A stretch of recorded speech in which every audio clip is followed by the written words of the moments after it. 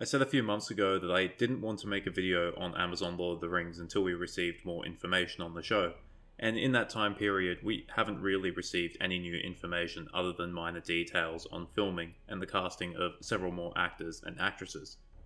This is fairly consistent with how the showrunners have handled things from the very beginning. They've been very hush-hush on the details. We don't know the roles of most of the actors and actresses, we don't know what the story will be, we don't know where the story will occur, we don't know the names of the episodes or their run times.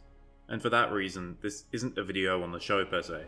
I don't feel qualified to talk with authority about things I know nothing about, and neither should anyone else for that matter. That's how we get misinformation. And that's what this video is about. Misinformation. I hate misinformation. It's the root cause of so many problems in the world. I try my best to avoid it in every video, and if I make a mistake or if I miss a mistake and it gets called out, I will usually pin that comment to the video. And in this video, I want to talk about misinformation that has been appearing in several viral videos recently, all to do with Amazon Lord of the Rings.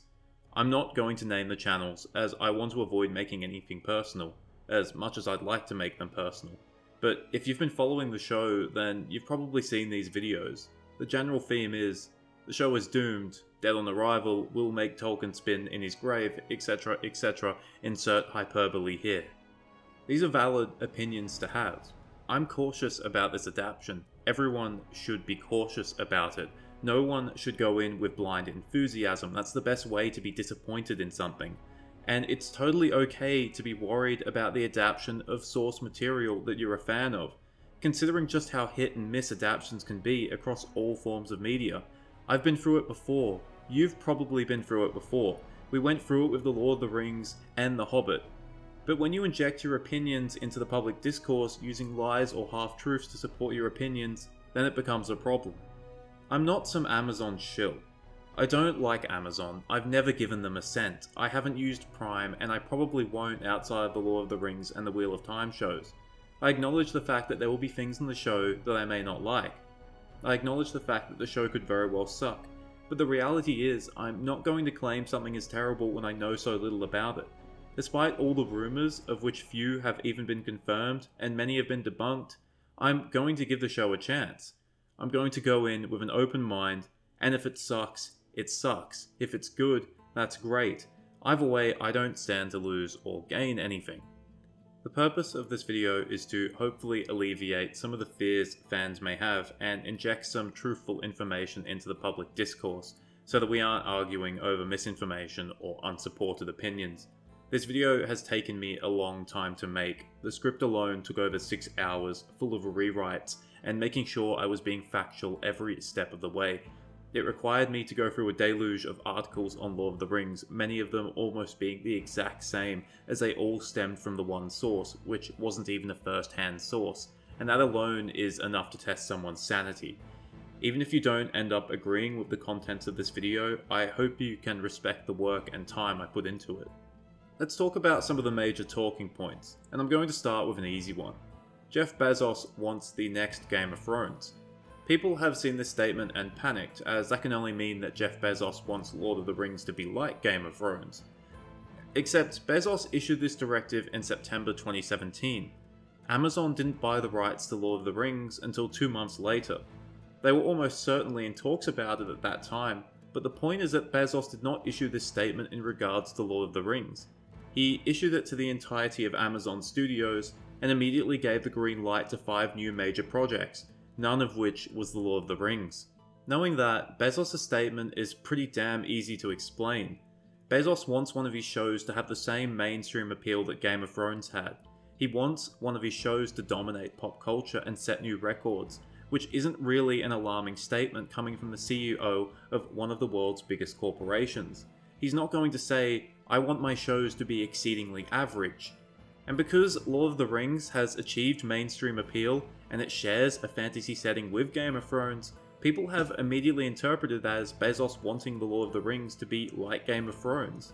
Instead, the statement should be interpreted as Bezos wants one of his shows to replace Game of Thrones, and it just so happens that Lord of the Rings has the best chance. Now, the idea that Bezos wants Lord of the Rings to be like Game of Thrones hasn't just grown from this one statement.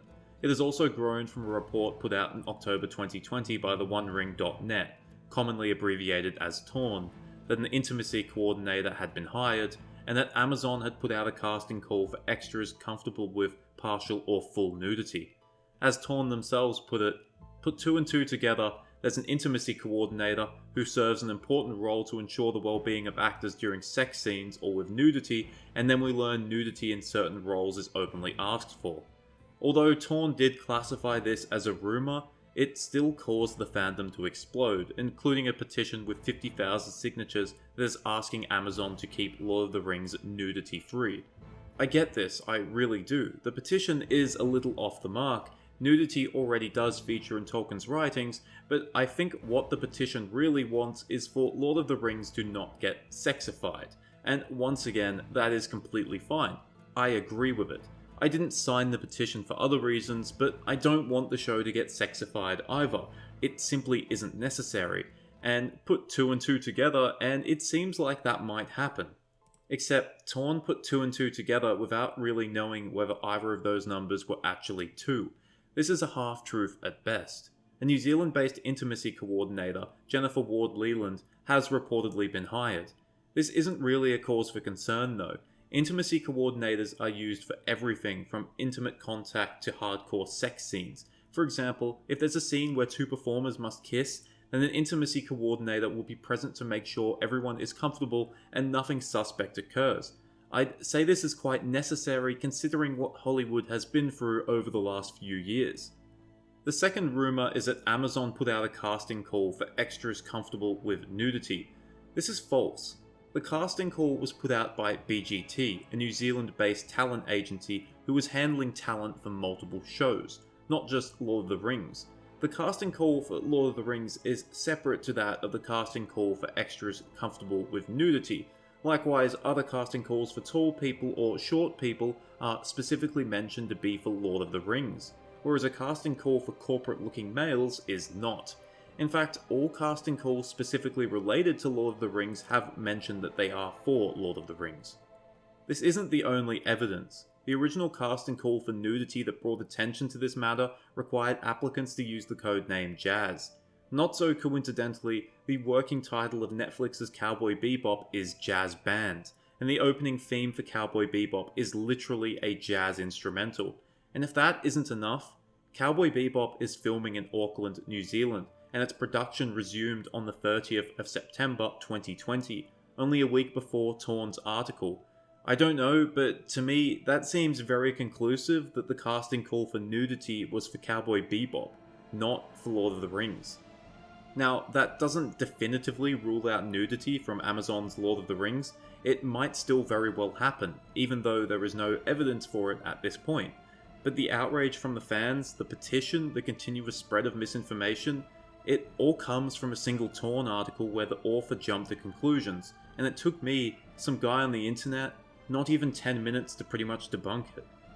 Let's talk about another half-truth. This is the conundrum of the two main writers, J.D. Payne and Patrick McKay. A quick look at the writing credits will see that it is rather empty, and I won't lie, this is a valid cause for concern. If an adaptation is being made, you want it in capable hands. And that's not to say that these two writers aren't capable, it's just that they're seemingly untested and unproven. From our perspective, it seems like Amazon are taking a big gamble on them, and that gamble has the potential to fail spectacularly. Now, there are some veteran writers involved in the series, Jennifer Hutchison and Brian Cogman to name two, but J.D. Payne and Patrick McKay seem to be the main writers. Now, there is a lie that has been associated with these two writers, that they wrote Star Trek Beyond. I haven't seen the film, I'm not a Star Trek fan, I don't know if it was good or bad, but I have seen Payne and McKay put in a negative light due to their association with the film. However, researching their role in the film reveals that the script they wrote was not the script that was used for the film. As described by Simon Pegg, their script was a little too Star Trek-y, and that the rewrite was more of a making a western or a thriller or a heist movie than populate that with Star Trek characters so it's more inclusive to an audience that might be a little bit reticent. In other words, Payne and McKay wanted to make Star Trek, but others wanted to make a box office smash with a Star Trek coat of paint. I'm not going to say that this bodes well for Amazon Lord of the Rings. but it does show that Payne and McKay have shown respect to the source material in the past, and were removed from their role because executives were trying to appeal to a broader audience rather than just Star Trek fans. Another thing to do with the production that has people worried is the departure of Tom Shippey, one of the world's leading Tolkien scholars. Shippey was hired as a Tolkien consultant, but left the project sometime in early 2020, as said by Corey Olsen, another Tolkien scholar, and reported by Torn. Now, Olsen doesn't really say much. I've spoken to Shippey. Is he still involved? I don't believe so. I do not believe he is involved as of right now. He also then says that Amazon didn't fire Shippey, and things are a little bit more complicated. There's no reason for Olsen to lie about this, so it's probably true that Shippey was no longer involved in the project at the point of the live stream, April 2020. On the surface, this looks like a red flag. A prominent Tolkien consultant is no longer involved in the show, but considering the timing of this, there's a few possible explanations. Given that COVID-19 was rapidly spreading at this point, there's a good chance Shippey may have left the project out of safety concerns. He is 77 years old. That might not be the case. There's a good chance he wasn't even physically present. Another explanation is that Amazon is only keeping him around when required. In other words, the writing may have already been done and Shippey's services were no longer required at the time. It's possible that he is again involved with the project, but we just haven't heard about it. Like I said, they've been extremely tight-lipped, and Shippey himself has never commented on his status with the show. Regardless of Shippey's status, the Amazon production still has to follow some guidelines, as said by Shippey himself. The Tolkien estate is apparently insisting the history and shape of the Second Age must remain the same. He also says that whilst Amazon has a free hand with new characters and such, they must follow the canon, and the work must remain Tolkienian. He also states that the Tolkien estate has a tight leash and has the power to say no should Amazon go crazy. So what does this mean? Even if Shippey is gone, the Tolkien estate still has the right to stop Amazon from going off the rails. So Shippey's departure doesn't mean that he and Amazon have butted heads, and it doesn't mean Amazon now have free reign to do whatever they want. I have a final point to talk about, and I am reluctant to bring it up, but I would be willfully ignorant if I did not speak about it. Wokeism. I hate this term. It's just another buzzword that means different things to different people, and has been co-opted by many different groups at this point. In regards to the Lord of the Rings, people are worried about modern political issues, mostly progressive in nature, being overlaid onto a fantasy from the mid-20th century. To differing degrees of sincerity, I might add. The arguments for this is that Lord of the Rings is a simple tale of good versus evil that has no place for modern politics or political issues, and that the law should be respected at all costs. This isn't just out of respect for the source material, but also for the author himself, who was a devout Catholic. And once again, there is absolutely no issue with this. The law should absolutely be respected, but at the same time, saying that Tolkien's writings were free of politics, and that his books are defined by the struggle of good versus evil, is incredibly simplistic at best and outright wrong at worst. Tolkien himself hated allegory. His stories were not designed to sell you a message of any kind. But at the same time, real-world influences undoubtedly snuck their way into his writing. It was unavoidable.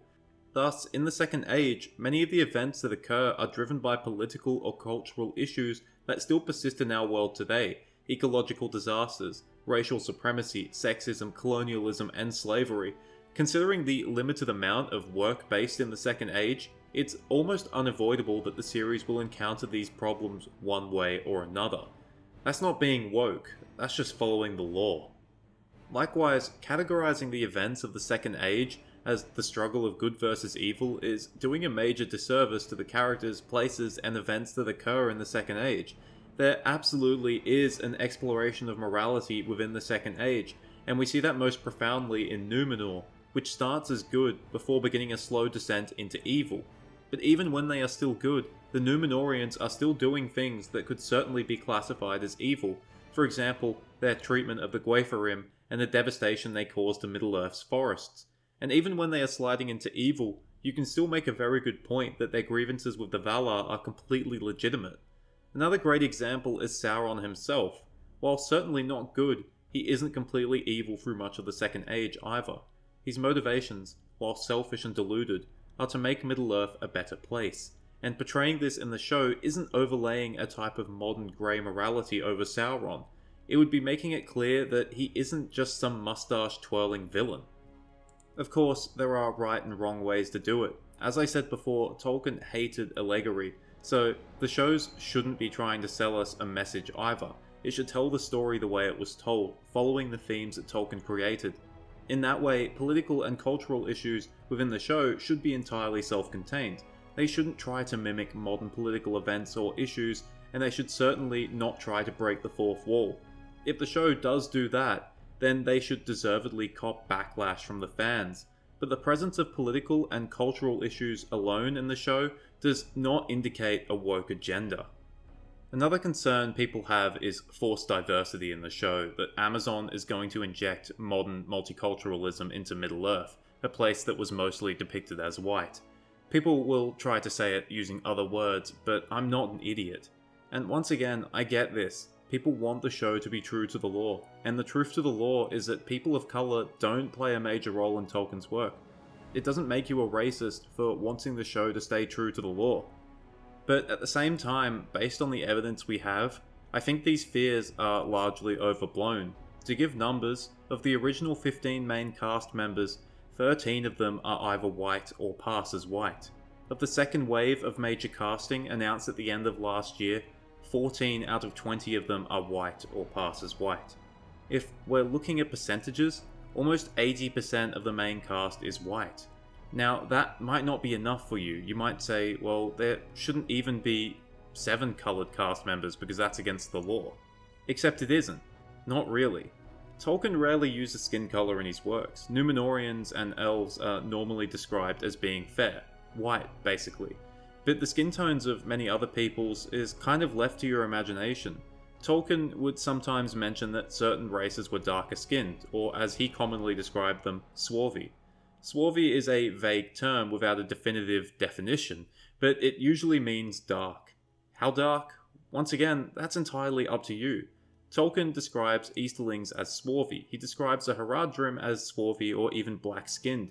He even describes members of the House of Beor as swarthy. If you don't know who they are, they're one of the ancestor houses of the Númenóreans. So there is a lore loophole to even make some of the Númenóreans darker-skinned. These darker-skinned peoples don't really appear in Jackson's Lord of the Rings because 1. The Easterlings and Haradrim that did appear were made white, and 2. They just don't play a big part in the story. But in the case of Amazon Lord of the Rings, the map and synopsis they've published heavily hint that we might be seeing places in Middle-earth that we haven't seen before, places where people of colour could and would almost definitely exist. For example, the furthest reaches of Harad or the far-off eastern mountains of Oricani. And if the show is following Numenor's colonialist and exploration adventures, then it's almost certain that we'll see these places and the people who live there. In these places, the producers can add people of colour without breaking any of Tolkien's lore, and it's very possible that this is exactly what they will do with the actors and actresses they've casted. If you're still worried, I want to point out a very good example of an adaptation doing this fairly recently. The character of Baranor in Middle-earth Shadow of War is a black-skinned Gondorian. The way the game explains this is that Baranor is born in Harad and is of Haradrim descent, but was sent as a hostage to Gondor early in his life. After many years, he decides that he likes Gondor better, stays there, and serves in Gondor's army, and while he isn't ethnically Gondorian, culturally he is. And there is lore to back this up. Haradrim kings did pay tribute to Gondor at certain points of history, and it's very possible that these tributes would have also consisted of highborn hostages. The reality is, the show could do something similar. It might feel forced, but it's not against the law. What am I trying to say here? Well, Amazon could very well diversify Lord of the Rings in an unnecessary way. That is absolutely true. But there are ways to add diversity without breaking the law, and the casting of a few coloured actors shouldn't be setting off alarm bells. At this stage, there's very little evidence to suggest that Amazon is going to take white characters and then turn them black for no reason. And at the end of the day, as is consistent with the whole point of this video, we won't know until it comes out. I could spend hours talking about this subject, but quite frankly, I don't want to. I want to say a few final words about it though. As a fan of Tolkien's work, my biggest fear for this show is them making it un-Tolkien-like. whether through theme, through tone, or through story. My biggest concerns are whether the story is good, whether the characters are done with justice, and whether both fans and non-fans can find common ground in seeing the show as a positive thing. I ask you a question. If you're going into watching this show and your biggest concern is diversity or skin color, are you watching as a fan, or are you watching as someone who is politically charged? I want to go back to the first points I made in the video. The show could very well end up being bad, and trust me, if it does end up being bad, I will not shy away from making videos about it. But at the same time, with the minimal amount of information we have, declaring the show as a write-off or a failure at this point is being intellectually dishonest. I want us, as fans of Tolkien's work, to approach all things adaptation-wise with maturity, logic, and understanding. It means we can be honest, and that we can always claim the higher ground. One of my biggest fears for the Tolkien community and fanbase is to see it torn apart by toxicity, and to become a hotbed of radical viewpoints from any side of the political spectrum. It's not what Tolkien would want. I've seen it happen with other communities, and I don't want it to happen to this one. I have some final requests to anyone who has made it this far into the video. I want you to be careful of outrage peddlers, people who are trying to already sell you the idea that the show has failed. These people have an agenda. They have a vested interest in seeing the show failing. They will likely make monetary gains from seeing the show failing. And one of the ways they can personally contribute to making the show fail is to rile up the fan base against it so that it will be dead on arrival. Remember, if these people were interested in the truth, they would present you the truth. I'm not going to say that I'm necessarily more trustworthy, because you don't know that. But you can go through my videos. I make lore videos. I don't have an agenda other than sharing Tolkien's world. This channel isn't my job, and I keep my political views concealed. I have nothing to gain from lying to you. The fact that I'm stepping outside of my niche should show how much I care about this.